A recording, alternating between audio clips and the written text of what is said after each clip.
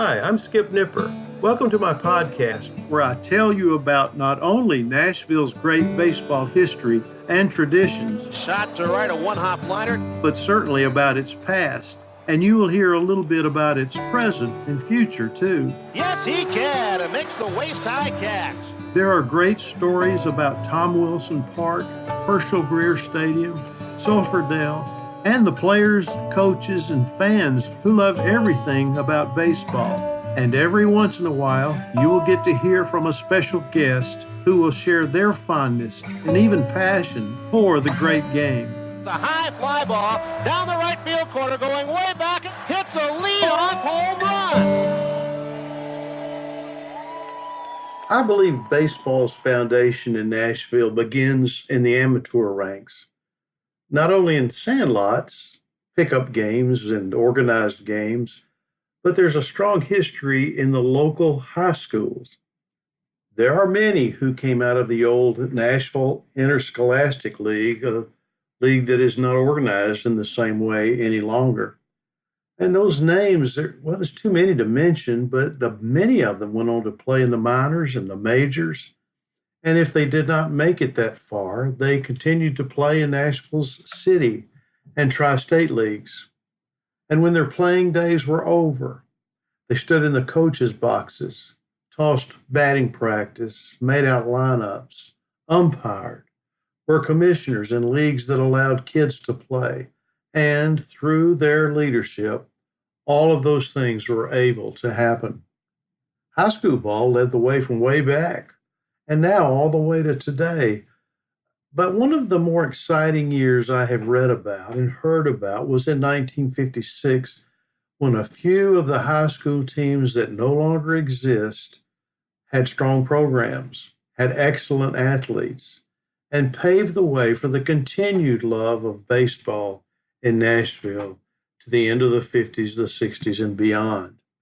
You know, I often want to relive those days myself, and that postseason in 1956 was a good one to tell you about today.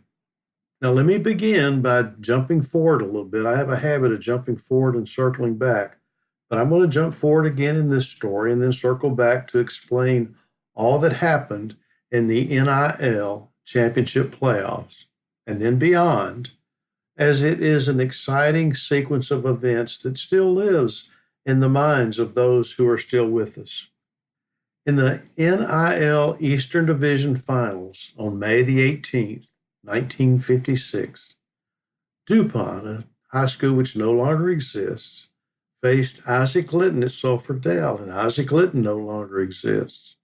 Coach Jess Carney's Litton Lions won over DuPont 15-5 with 18 hits against 3 Bulldog pitchers, while Ray Dickerson of Litton tossed a complete game, allowing 7 hits, and in 5 plate appearances had 4 singles to aid his cause, scoring twice. Individual performances shone brightly in the NIL Eastern Division Finals. Cecil Ewell and Don Tassi each had 3 hits, while Bobby Tillman, Joe Sutton, James McCullough, Jerry Ray, and Jim Caldwell, all great names, had 2 hits apiece. And David Fitzpatrick and Tom Metter also made their mark with 2 hits each for the Bulldogs. Now, with that win, Litton was to face Western Division champion Cumberland, another high school that no longer exists, in a best of 2 of 3 series to determine the NIL championship. Cumberland, coached by Francis Fairby, secured the berth with a 9-1 regular season record. Now, going back a little bit, a 3-way tie for first place in the Eastern Division necessitated a playoff between Litton, Antioch, which does exist, although it's a different location, and DuPont, all of which were 8-2 for the season. And after Litton drew a first-round bye, DuPont won over Antioch 6-4, setting up that final game. Now, the 3-game series between Litton, who had beat DuPont, to earn the right, and Cumberland began on May the 22nd, and the Indians won the game 8-3. And Cumberland surprised Lytton with an 8-3 victory as shortstop Jerry Flatt knocked in 3 runs on a double in the fourth inning. And Raymond Beard scattered 6 singles over 7 innings, walked only 4, and struck out 9. Now, Lytton evened the series on May the 23rd, the next day, at Sulphur Dell with a 16-11 win over the Indians. And the slugfest included 18 hits between the two ball clubs, 18 walks, 11 errors, and 7 wild pitches. And as you can imagine, the game took nearly 3 hours to complete. Here's a great name from Nashville baseball, Bobby Tillman. His first inning blast over the left field wall with 2 teammates on board was the first homer hit out of the Dell since DuPont's Sid Ford hit one over the same fence in a Larry Gilbert League All-Star game in 1949. Tillman recorded the win, too, limiting Cumberland to only 4 hits, and he struck out 15. The Lions, defending NIL champs, blasted Indian starter Jerry Flatt in a 5-run fourth inning and had 6 hits and 5 runs against reliever Tommy Lyle. And in a decisive win over Lytton at Tennessee Preparatory School's Roosevelt Field on Friday, May the 25th, Cumberland Indians right-hander Raymond Beard allowed only 6 hits in Cumberland's 19-4 win for the Nashville Interscholastic League's 1956 championship. Cumberland, the winners, pounded 4 Isaac Lytton pitchers for 11 hits in taking an early lead of 10-2 after the third inning.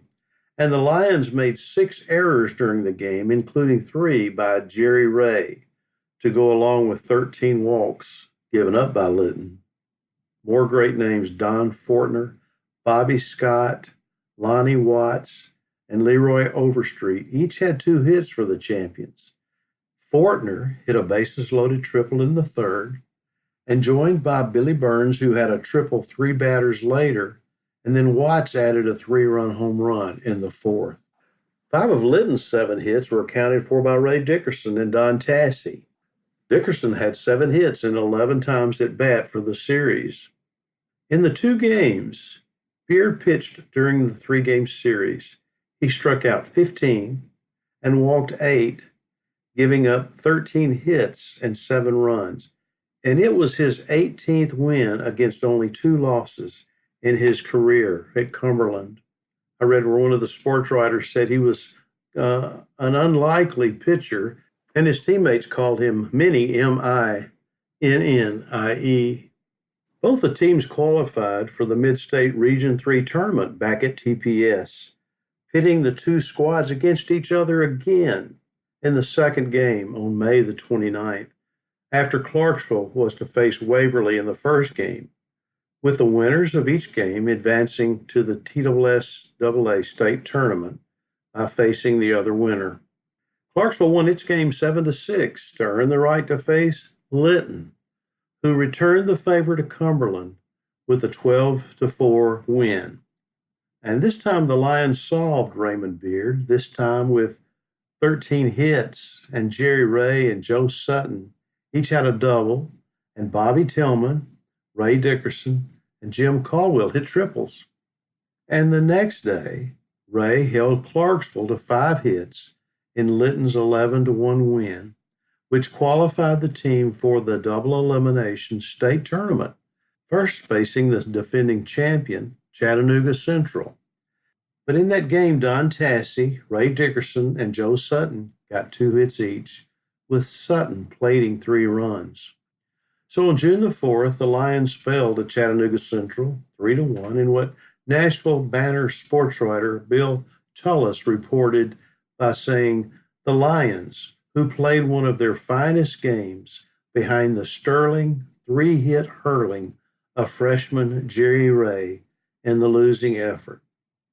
Lytton had 6 hits against the Chattanoogans, all singles, and left 10 men on base. And the next day, on June the 5th, Lytton fell out of the state tournament in their 5-1 loss to Memphis Treadwell, who held a 5-0 lead after 3 innings, and Litton was just unable to mount a comeback. The only shining light for the Lions was Dickerson's 2-out home run in the 6th inning that sailed over the center fielder's head, hit on a track, and bounced over the football bleachers. And as many would remember, I do, that TPS had no fence. But Bobby Tillman opened the game on the mound for Litton, giving up 7 hits in 4 1/3 innings, but his 5 walks and 2 wild pitches hurt his cause. And in the Nashville Banner the next day, sports writer Bill Tullis reported about the talent of Isaac Litton playing in the state tournament. And he wrote, "Professional baseball scouts who have hovered over the state tourney scene all week have taken long, lingering looks at Litton's Bobby Tillman and Ray Dickerson. They were 2 stars for Isaac Litton." And on June the 7th, as I close this out, I'll let you know that Chattanooga Central won 5-4 to defend its state title against Treadwell. Now, Antioch, DuPont, Cumberland, and Isaac Litton all put up a strong case for the 1956 NIL title. However, it was Litton who overcame the others, claiming the crown and extending the notable amateur baseball strength in Nashville. That season, with its fierce competition and memorable moments, will forever be etched in the annals of Nashville sports history. And that memory remains strong in the minds of those who played and lived throughout that season, as well in the hearts of their families who continue to carry on those legacies. Well, I hope you enjoyed this segment of Nashville Baseball History Podcast. I'm always grateful that you would listen, and I hope that you'll listen to future episodes and maybe go back and listen to some of the older ones too. As always, thank you